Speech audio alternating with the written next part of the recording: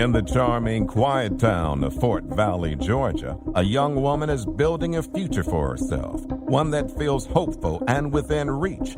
She opens her heart to a new relationship, finding comfort in a connection that seems to be growing. But something changes.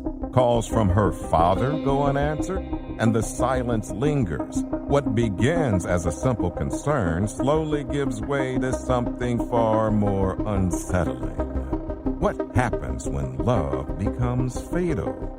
This is the Fatal Attraction Podcast with The Devil is Real.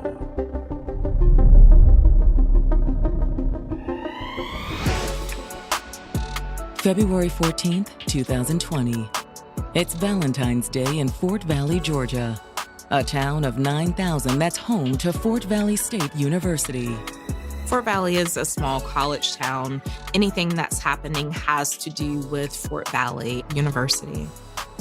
Fort Valley State University is a well-known historically Black university that is home to over 2,000 undergraduates. It's well regarded in the area. It produces some talented students every year. But on this Valentine's Day, one of those students, 22-year-old Anitra Gunn, is nowhere to be found. Anitra was her dad's princess, so naturally, her father reached out to her on the morning of Valentine's Day to wish his princess happy Valentine's Day. Hi, you've reached Anitra. I'm not able to come to the phone. He's unable to reach his daughter. He calls, no answer. He texts, no answer. He got really concerned.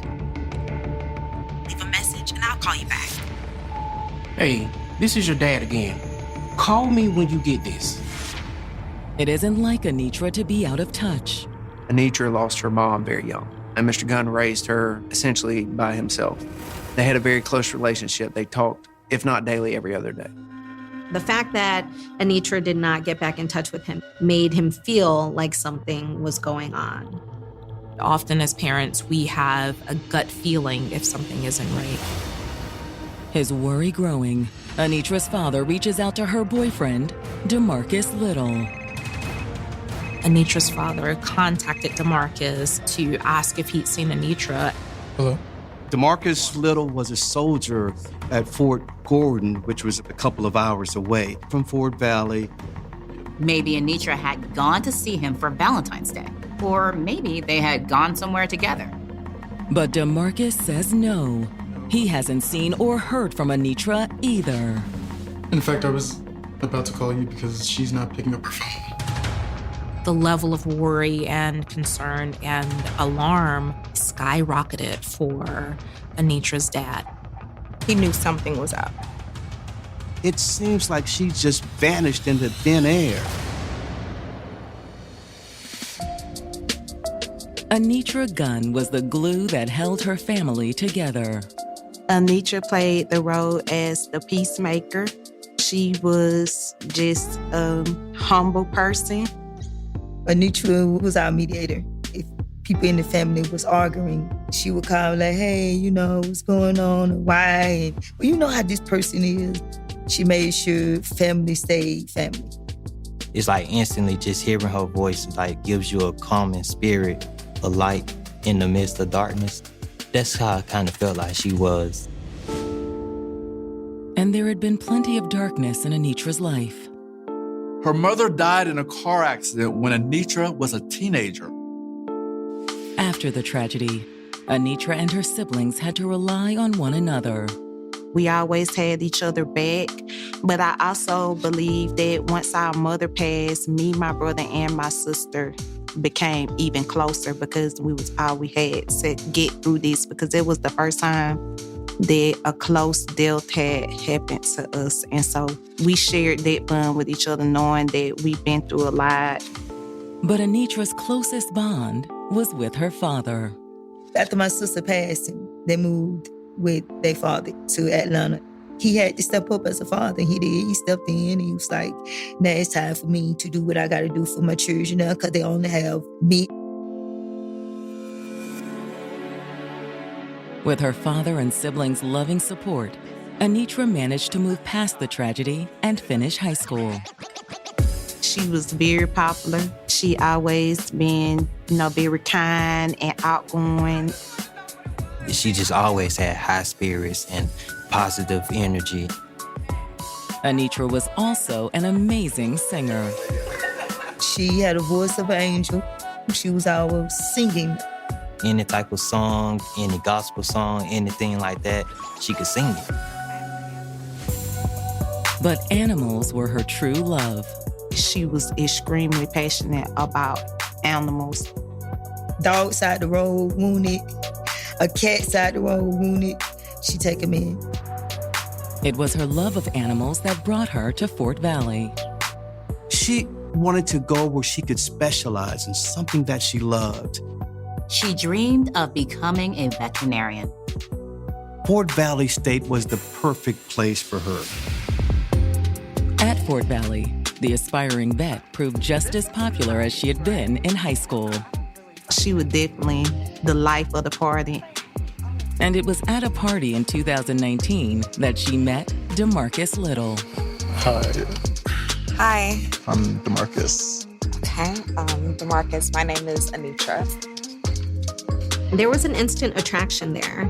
So, what's your major here? Oh, I'm not a student. I'm in the Army. Oh, you're in the Army? Yes, ma'am. She was very excited about him because he was in the military, so he had something going for himself. He had lost his mother too, so they connected on that level. From that night on, DeMarcus and Anitra began a long-distance romance. He was stationed in Augusta, Georgia. They were texting and calling and texting and calling all the time. Hello. Hey, what's up? And he came to see her in Fort Valley whenever he could get leave. His family lived there. He had a room at his aunt's place. They spent the better part of a year kind of going back and forth, getting closer. But now on Valentine's Day of 2020, Anitra has failed to return any of her father's calls. He waited and waited and waited. Anitra did not get back in touch with him. When he called DeMarcus, he said Anitra wasn't returning his calls either. Desperate to find his daughter, Anitra's father makes another call. He reached out to her landlord to see if he could check to see if she was okay. The landlord went over to the rental house and let himself in with his key. Everything seemed normal. He didn't see any signs of struggle or breaking and entering. However, the landlord does notice something out of place. Anitra had a dog, and it was just roaming free in the home. Where's your mommy? This is very unusual. Normally, when she would leave the house, she would put her dog in the crate while she was gone. And so he knew that something wasn't right.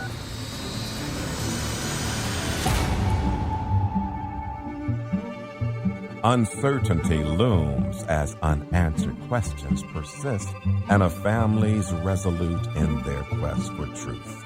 Stay tuned for more of the Fatal Attraction Podcast.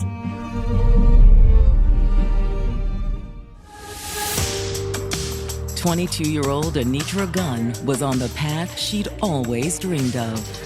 She was studying agriculture at Fort Valley State University, the first step to becoming a veterinarian. She'd also found love with a 24-year-old soldier named DeMarcus Little. He was really looking forward to creating something committed with Anitra. But now, Anitra has mysteriously disappeared. Her dad had been unable to reach her. Anitra's father asked the landlord to go by the home and see if everything was okay.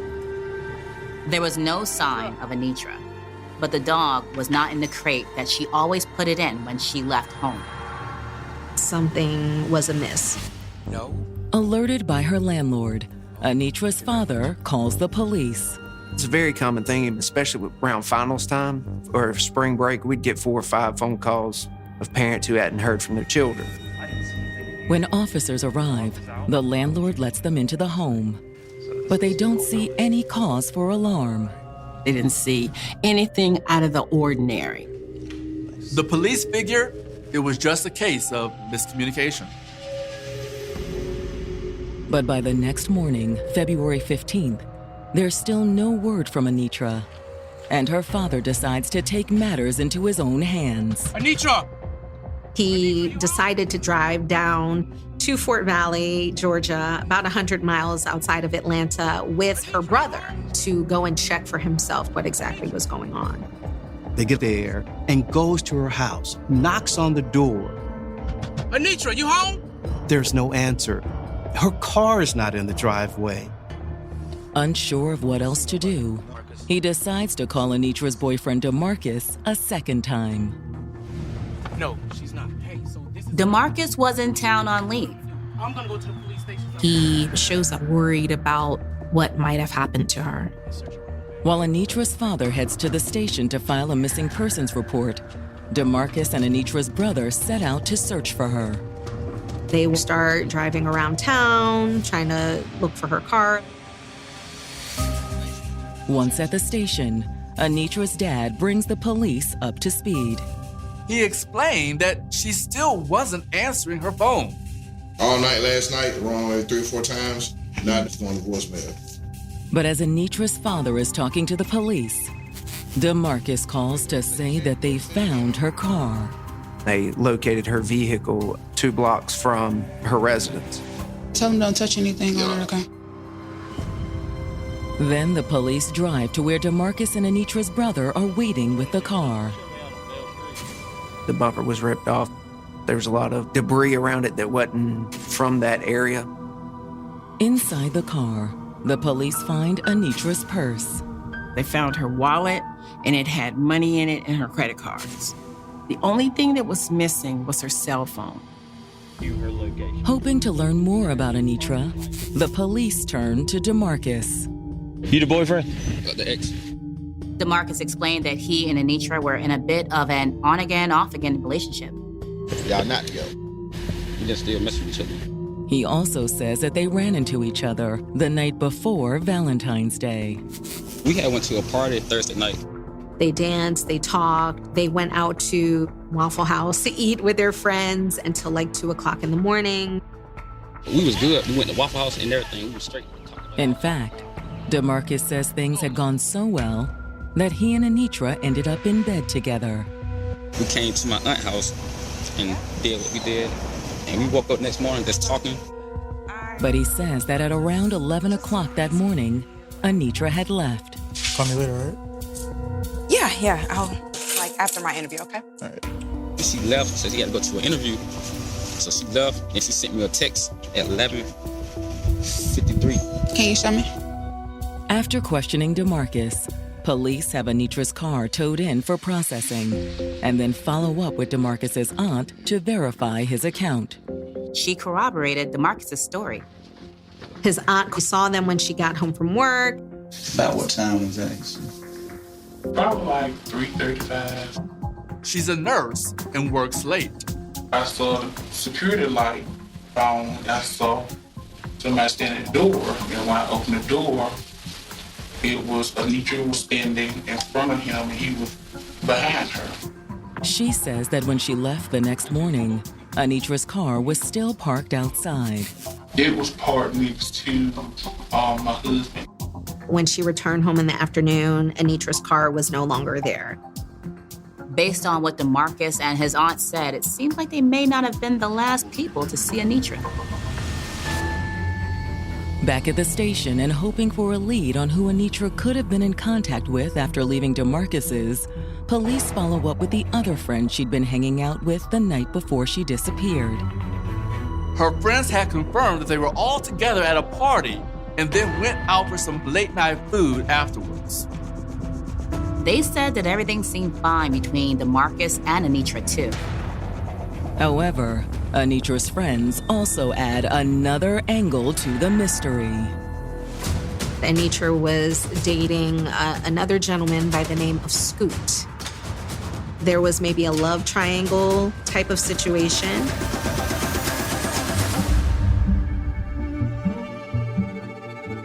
Something is not adding up. The pieces are there, but they do not fit the way they should. Stay with us as detectives draw closer to the truth. This is the Fatal Attraction Podcast.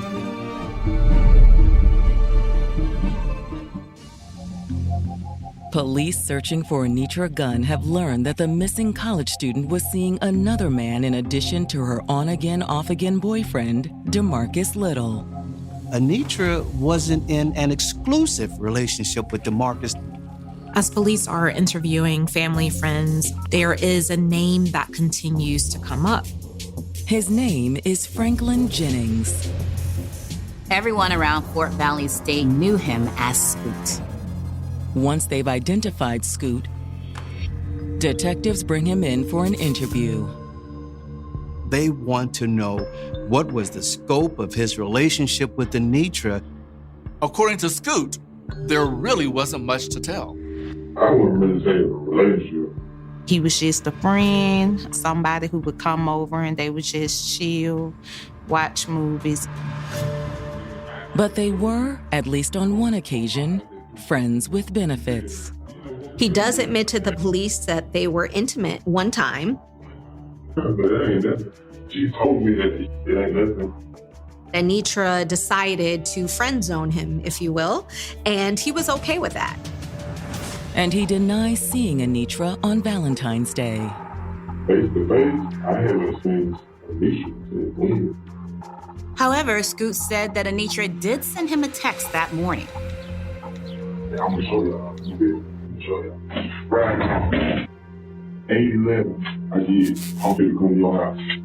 There were several text messages he got the morning after Anitra was last seen. He thought that kind of odd because they were just friends, they were just kicking it. He didn't have plans with her for Valentine's Day. Scoot says he called Anitra to see what was up. I called like 3 times. Leave a message and I'll call you back. His calls kept going into voicemail. Then Anitra texted him back saying, I can't talk right now. Then Scoot says he got another text. We can't see each other anymore. It was phone like that. He thought that that was extremely strange. He began to put it all together. There's somebody that I know what they're talking about, so we just friends. He became suspicious that those text messages may not have been sent by her. And Scoot suspects he may have glimpsed the person sending the texts. He said he was outside when he was supposedly texting Anitra, and he saw a car that he didn't recognize circling the neighborhood. Every time I get a text, it's like I see him off over there. It was kind of in tandem with the weird text messages he was getting. Scoot says he had eventually decided to confront whoever was behind the strange texts. He messaged Anitra's phone back and said, I don't know what you all got going on, but I'm not the one to play with. After that, he noticed the text messages stopped and the car stopped circling around his neighborhood. According to Scoot, it was only one of the many strange things that happened in the month or so that he'd been hanging out with Anitra. There had been an incident that had occurred a week and a half prior to Valentine's Day. She tells him that her tires on her car were slashed and her home was vandalized. A brick was thrown through her window. I asked all that school, if you be with some girls, so there's girls stuff. Last time, and I got window. And she was like, no. According to Scoot, Anitra had a pretty good idea who was behind it. She just thrown it out there and got crazy head, you know. But she didn't specify which ex it might have been. Suspecting the angry ex may have escalated things further, detectives decide to reach back out to Anitra's friends. They hoped one of them could identify which ex she was referring to.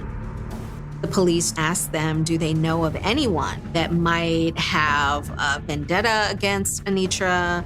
Anybody that might be interested in getting revenge against her? They find out about another ex-boyfriend. His name is Xavion Johnson. This was an ex that Anitra dated a while back. This ex-boyfriend had been stalking her. According to Anitra's friends, it got so bad that Anitra took out a restraining order.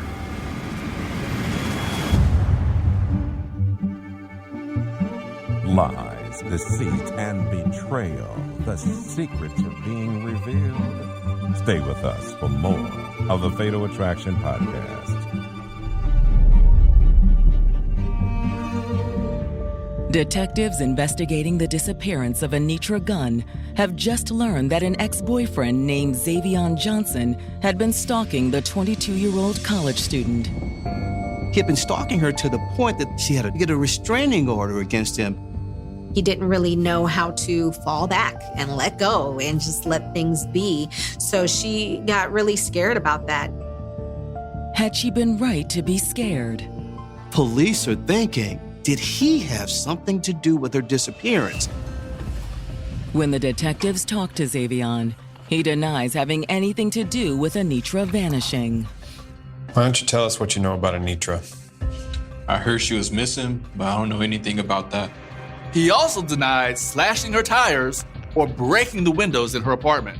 Look, I know I acted like a fool when we broke up.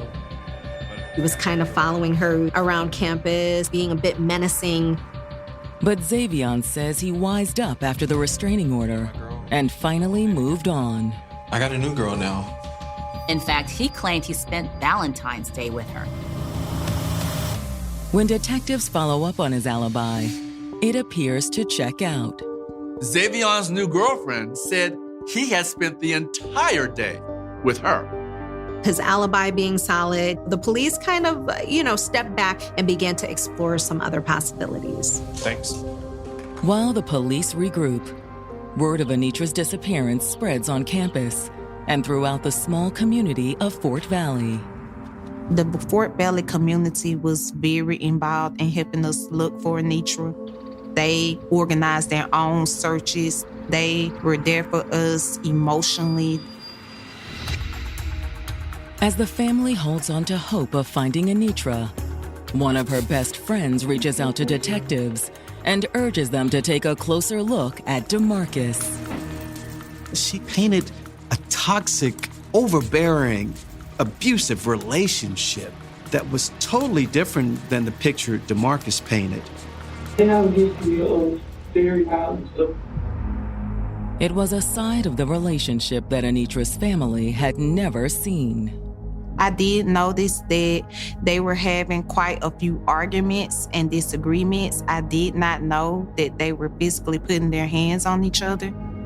She was telling me how he used to choke her, he used to just slam her and all that. She was commenting on the fact that he was very physically aggressive with her. And that's a red flag. And Anitra's friend feared that DeMarcus had done far worse.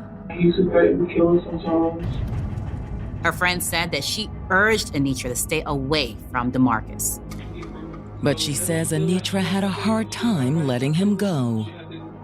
Because she said, oh, he's so toxic, but she likes the fact that anything she wants, she can get from him. She has so much control over him.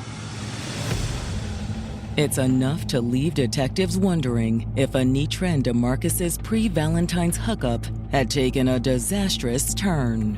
In my experience, and I've been doing this almost 30 years now, if the last person to see somebody is someone that they've had a tumultuous relationship with, on again, off again, very volatile, then all that combined really made him stand out. Police knew they were on the right track.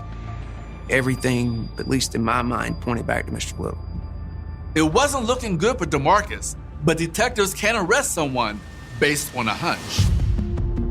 Hoping that someone has the evidence they need to make an arrest, the police make a public appeal for information. Police often rely on informants of all kinds to help them in their investigations. They have a tipster line, of course. They oftentimes give rewards for giving any tips that might lead to the arrest of a culprit. The hotline is swamped with calls. This case was one of the largest and most high-profile missing person cases in the history of Middle Georgia. So it had gotten a lot of attention. However, the calls fail to generate any leads. Nobody really had any pertinent information that could lead us one way or the other. Everything was just rumors, street talk, and speculation. Until they get one call that's different. This anonymous tipster had a lot of detailed information that was not released to the public. You could tell just like there was something there. Yeah, let me put you on speaker real quick. If his story is true, it confirms much of what police already suspect. He says DeMarcus told him exactly what happened. Stay with us for more of the Fatal Attraction Podcast.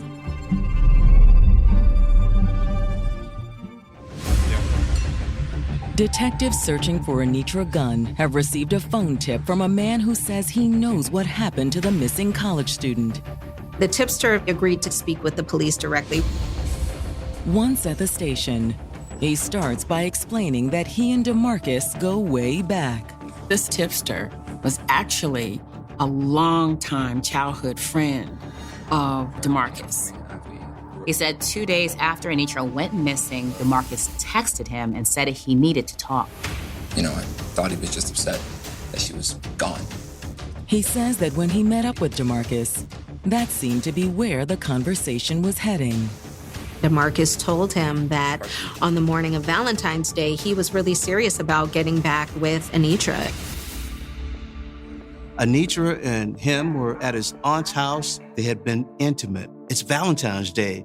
DeMarcus professes his love to Anitra, pours his heart out. I know we've only been hanging out a few times since, the obvious, but I think we should really think about getting back together. We've been hanging out recently, and I just can't deny that we have a connection, like serious connection, and it just feels so right when we are together.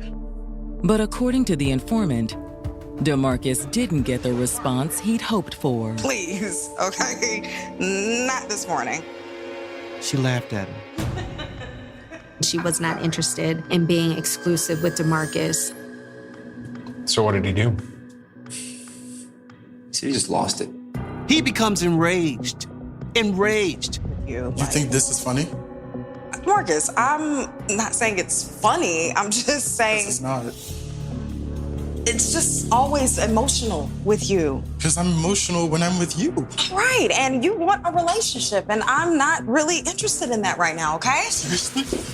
Why not? Because we get together, you know that! God, calm down, DeMarcus. He strikes Anitra. What is wrong with you? What are you doing? Stop! This is funny? You think this is funny? First, he hit her, and then he ended up strangling Anitra. This is somebody he had just professed to loving. Now he's killing her? Almost always, strangulation is a crime of passion. Shooting somebody can be impersonal, but when you strangle somebody, you have to be looking them in the eye. Most people don't realize how long it takes to actually strangle somebody. It can be anywhere between a minute to as long as 6 or 7 minutes. That's a long time to watch the life come out of that person's body. And as DeMarcus's rage subsided, he came to realize what he'd done. Baby! Then, rather than call the police, DeMarcus's friend says he had come up with a plan to hide her body. DeMarcus had confessed that he had placed her in the trunk of her vehicle and dropped her off deep into the woods. Said he drove so far up in the woods, they got hung up a tree. He lost his bumper. In the process of that, the bumper came off of the vehicle. Do you know where that was? He told me, kinda. Not far from Anitra's home on Greer Road is where the tipster tells police that DeMarcus dumped her body.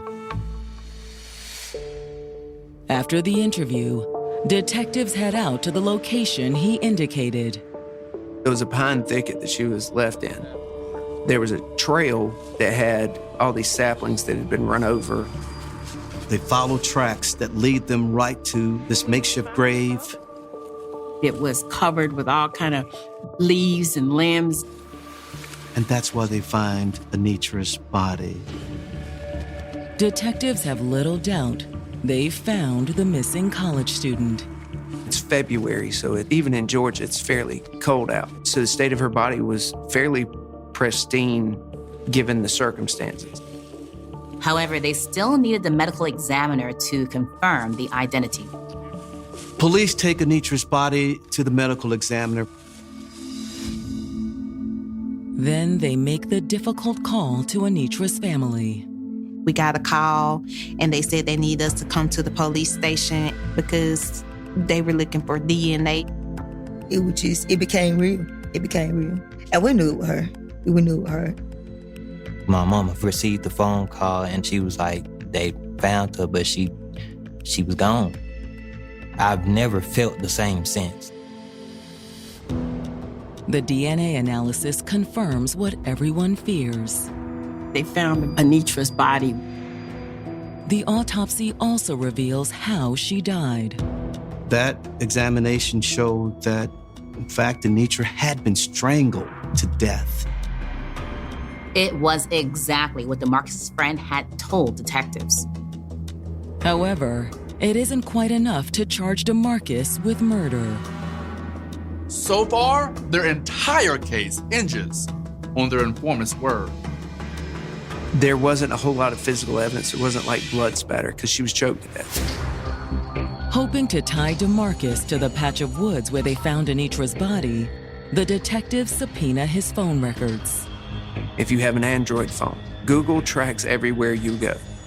And all I have to do is send Google a search warrant and I can find everywhere you've been. And that was certainly true in DeMarcus's case. His phone was in the woods where the body was for approximately 2 hours.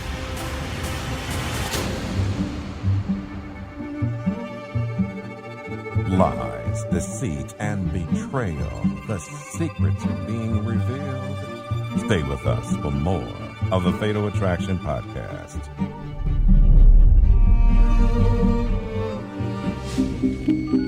Detectives have uncovered cell phone evidence that places DeMarcus Little at the location where they recovered his ex-girlfriend Anitra Gunn's dead body. According to the data, he was at the remote location only a few hours after she was last seen alive. This is a heavily wooded area out in the middle of nowhere. There was no reason for anybody to be there. That cell phone data implicated DeMarcus, and police knew they had their killer.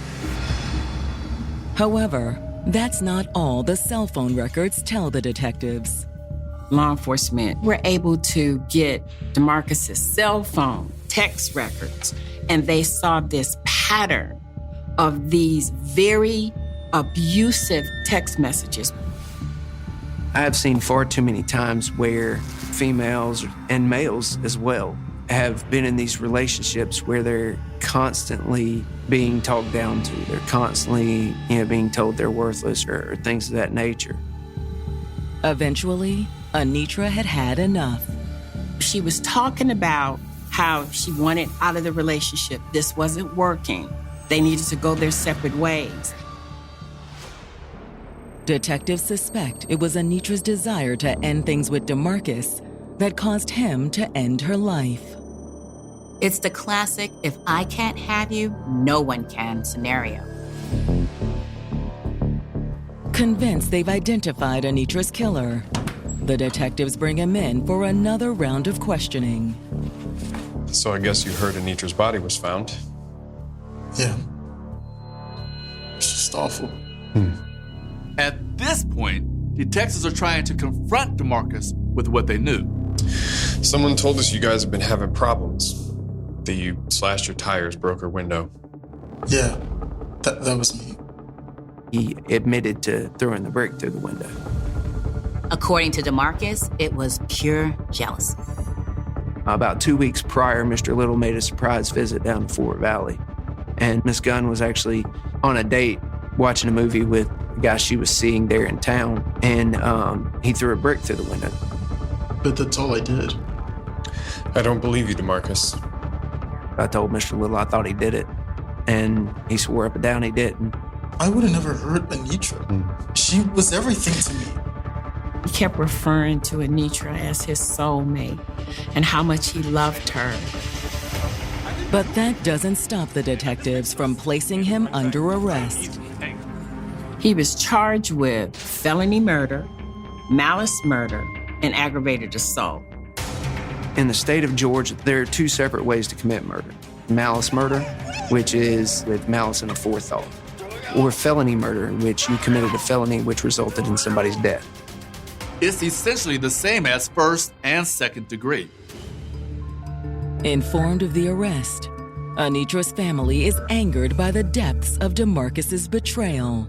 He had been messaging me, I love your sister. I will never do anything to hurt her. I'm looking for her just as much as you guys are. Anything I find out, I'll be sure to let you know.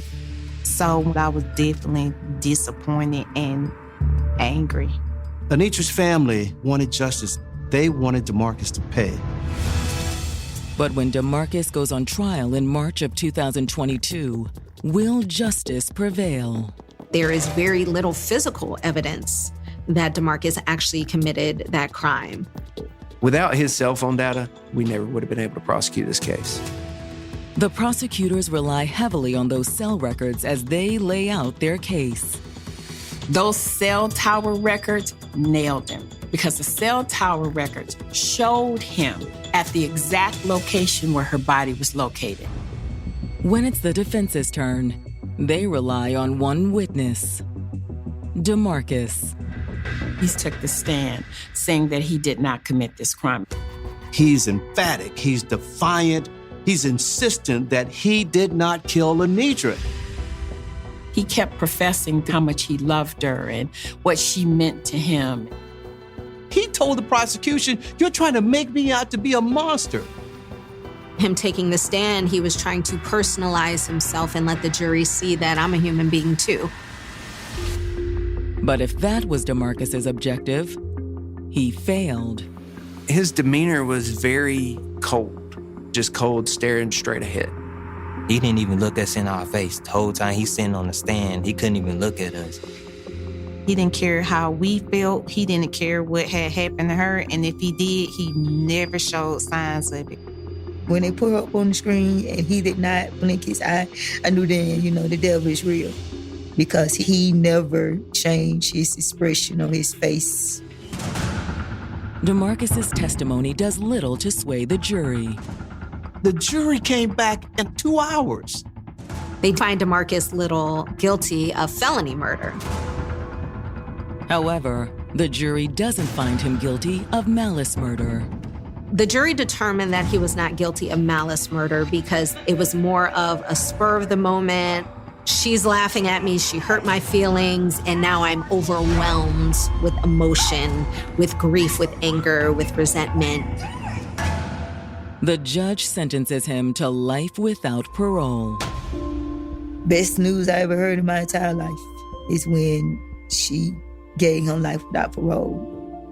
I felt relieved. I felt so happy. But is it really justice? This family will have to live life with this big gaping wound forever. DeMarcus will be in prison serving a life sentence forever. Those are not the same experience.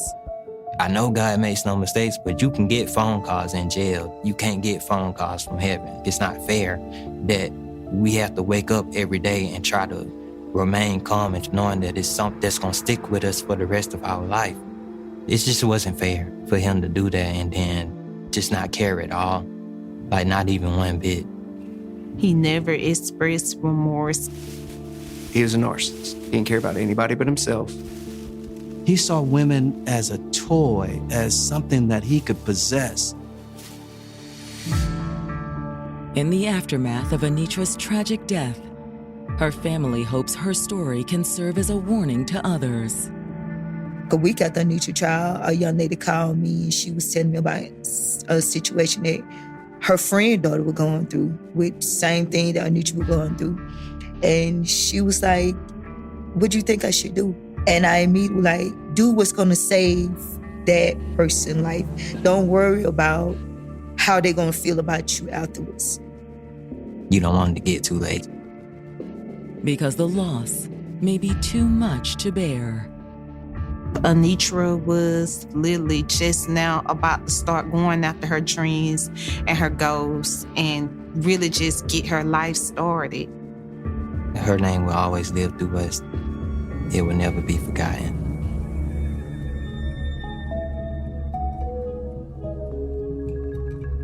With her dreams close to becoming reality, Anitra Gunn's life was taken far too soon, leaving a profound loss for those who knew and loved her. She was a daughter, a student, and someone whose future held great promise. Her family and loved ones will continue to cherish her, holding her close in their hearts and memories.